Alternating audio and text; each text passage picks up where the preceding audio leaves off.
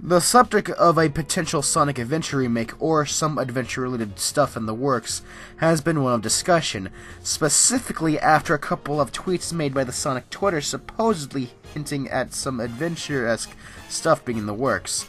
And this makes sense given Aaron Webber's tendency to give off hints at stuff in development before they are even announced, leaving fans to speculate. And I like that. It gives room for discussion.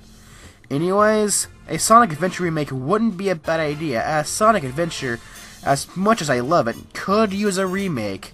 However, there is a right way to do a remake and a wrong way. So for today's video, I will be listing some do's and don'ts with a potential Sonic Adventure remake. Now, before I start, I want to mention that yes, I am aware that there is no confirmation of a Sonic Adventure remake.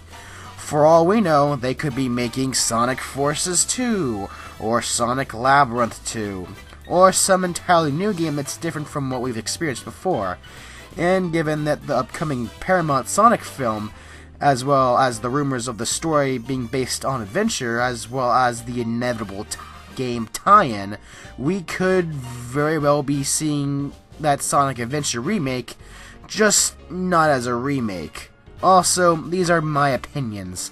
That should really go without saying, but this is the internet. With that said, here are my personal do's and don'ts of a Sonic Adventure remake. As for my first do, the writing should be a little bit tweaked, not too much to the point where it's too different, more so that it works in today's standards. However, one thing that should be avoided, and this counts as my first don't, is to don't overdo it with the meta. Well, actually, more so, don't try too hard to be funny. I'm not saying there can't be humor. There can be, just don't do too much of it. It also shouldn't try too hard to be dark. What it should do is strike a balance, kinda like what the original adventure did. As for my next do, the remake should improve upon the play styles.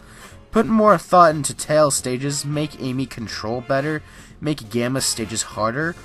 All this really shouldn't be that hard. As far as Big goes, well, you can't exactly remove him since he's a pretty popular character nowadays, so I'd say completely rework his playstyle. As for How, well, Roger Van Farweed, however you pronounce his name, did a video on the True Sonic Spirit channel a while back talking about how Big's gameplay could work in a modern Sonic game, and his points were really good. But if that can't be done, then just keep his playstyle the same, but make it optional. But one thing I want to mention is please refrain from including the Wisps. I don't hate the Wisps, but I think adding them into the Sonic Adventure remake wouldn't be good, because for one, it would totally break the canon. As if the canon of Sonic isn't already enough of a mess. And also, it would defeat the purpose of having other playable characters, seeing as how the Wisps give Sonic abilities akin to those of Tails and Knuckles. So in this case, it really wouldn't work. My next do is update the level design. Don't change it up too much, just fix some parts that need fixing. And while we're at it, adding in additional pathways wouldn't be too bad of an idea either. But one thing that should be avoided is the assertion of 2D sections. I don't hate the concept of 2D sections, but given that Sonic Adventure was essentially the first 3D Sonic game, it would really be a spit to the face of Sonic Adventure's legacy. Almost as if it were to imply that Sonic can only work in 2D. Now, I understand adding 2D to the Boost games, even though I don't think it's really needed. But enforcing them into an adventure-style game is kind of unneeded. Also, all of Adventure's level design is there, so what would be the point to begin with? And the last thing I want to say, basically my final don't, is please don't rush the game. As we have seen from past releases, Sega rushing out Sonic games has led to poor quality or just overall lacking content.